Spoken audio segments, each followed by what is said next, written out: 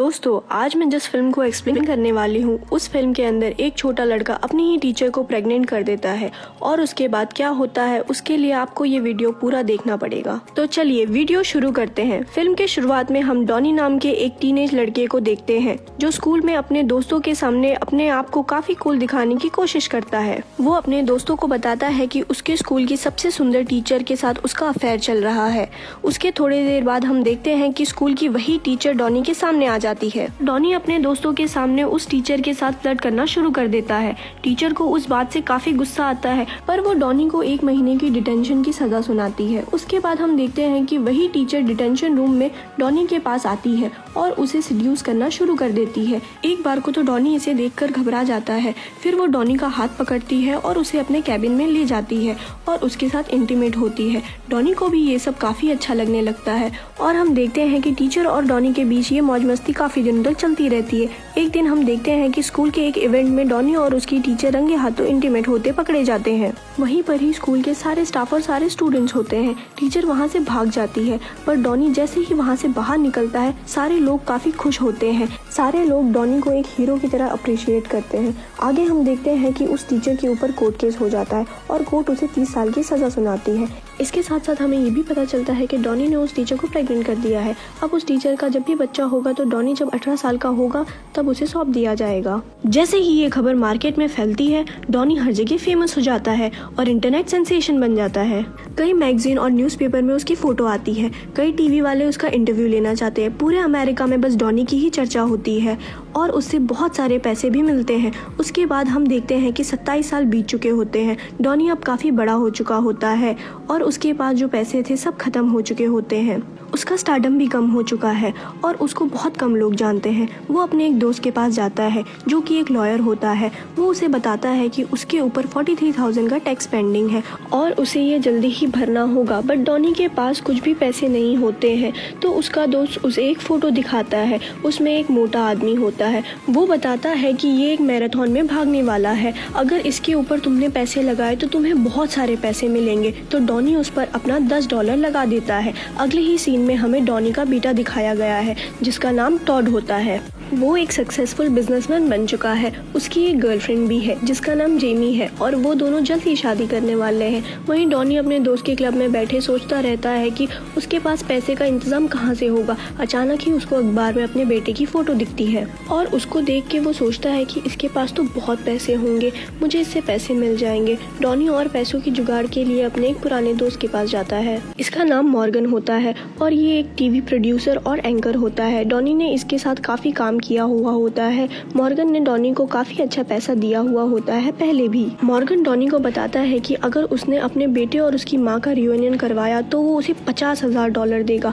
Donny ये सुनकर काफी खुश हो जाता है और उसके साथ ये डील डन कर देता है। उसके बाद हम देखते हैं कि डॉनी अचानक ही जेमी के घर आ पहुंचता है, जहाँ जेमी और टॉड की शादी की तैयारियां हो रही होती है। उसके घर वाले टॉड से पूछते हैं कि ये कौन है, तो टॉड उसे बताता है कि ये मेरा दोस्त है। टॉड सबको ये नहीं बता सकता है कि ये उसके डैड है, क्योंकि उसने सबको ये बोल रखा है कि उसके मॉम डैड मर चुके हैं। उसके बाद हम देखते हैं कि टॉड डॉनी के आने से बहुत गुस्सा होता है और उसे वहाँ से जाने के लिए बोलता है, पर डॉनी वहीं रुकता है और उसे कन्विंस करता है कि उसे अपनी मम्मी से मिलना चाहिए जो कि जेल में कैद है। टॉड अपनी मॉम से मिलने के लिए डॉनी को इनकार कर देता है और गुस्से में वहाँ से चला जाता है। उसके बाद हम देखते हैं कि डॉनी की अजीब हरकतें जेमी के परिवार वालों को काफी अच्छी लगने लगती है। डॉनी उन सभी के बीच काफी घुल मिल जाता है। सभी लोग डॉनी को काफी पसंद करने लगते हैं। उसी रात टॉड की बैचलर पार्टी होती है, पर ये पार्टी डॉनी को बहुत ज्यादा बोरिंग लगने लगती है। इसीलिए वो उन सभी लोगों को अपने फेवरेट क्लब ले जाता है, जहाँ पे वो काफी एंजॉय करते हैं और काफी ज्यादा ड्रिंक करते हैं। इसी बीच टॉड और डॉनी के भी रिश्ते सुधरने लगते हैं और टॉड डॉनी को बोलता है वो कल सुबह अपनी मॉम से मिलने के लिए जेल में जरूर जाएगा,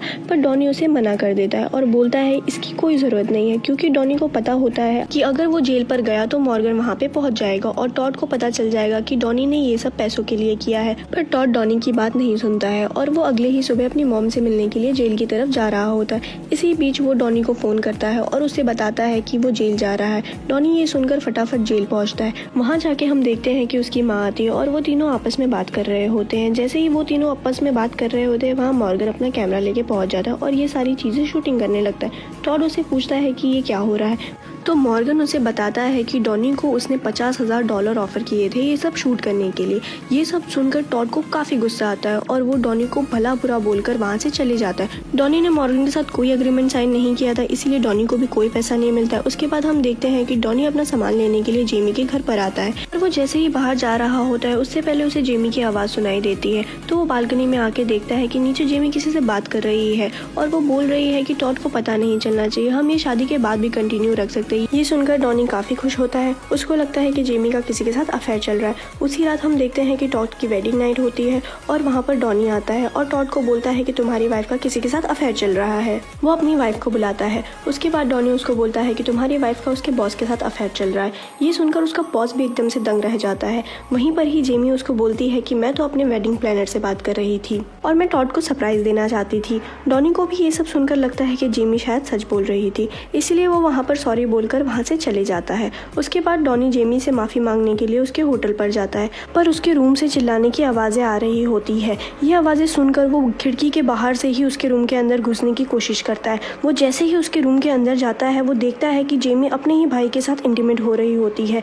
ये देखकर डॉनी एकदम से दंग रह जाता है और वो उसकी एक फ़ोटो भी क्लिक कर लेता है। उसके बाद वो उसे बोलता है कि मैं ये सारी चीज़ें टॉड को बता दूंगा, पर जेमी उसे जाने से रोकती है और बोलती है कि तुम अगर उसे ये नहीं बताओगे तो मैं तुम्हें $50,000 दूंगी। अगली सुबह हम देखते हैं कि टॉड की शादी का दिन है। डॉनी और उसका दोस्त भी टॉड की शादी पर आ जाते हैं। डॉनी टॉड के पास जाकर उसको बोलता है कि तुम्हारी वाइफ का उसके भाई के साथ अफेयर चल रहा है। ये सुनकर टॉड भी एकदम से दंग रह जाता है और वो अपनी वाइफ से इस बात की कंफर्मेशन लेता है। डॉनी उसे बताता है कि तुम्हारी वाइफ ने मुझे चुप रहने के लिए $50,000 का चेक भी दिया है और वो चेक उसके सामने ही फाड़ देता है। टॉड को ये सब सुनकर काफी बुरा लगता है। वो जेमी के साथ उसी टाइम पर ब्रेकअप कर लेता है और शादी के लिए मना कर देता है। टॉड सभी लोगों को ये भी बता देता है कि डॉनी ही उसका डैड है और वो अपने डैड के साथ चला जाता है। उसके बाद हम देखते हैं कि टॉड, डॉनी और उसके कुछ दोस्त एक क्लब में बैठे हुए हैं। टॉड डॉनी को बोलता है कि उसके ऊपर जो भी टैक्स है वो उसे चुका देगा, पर डॉनी उसे ऐसा करने के लिए मना कर देता है। उसी टाइम डॉनी का दोस्त वहाँ आता है और वो उनको टीवी ऑन करने के लिए बोलता है। वो टीवी ऑन करते हैं, उसमें देखते हैं कि वही मोटा आदमी मैराथन में भाग रहा है जिसमें डॉनी ने शुरुआत में $10 लगाए थे और वो मैराथन जीत जाता है।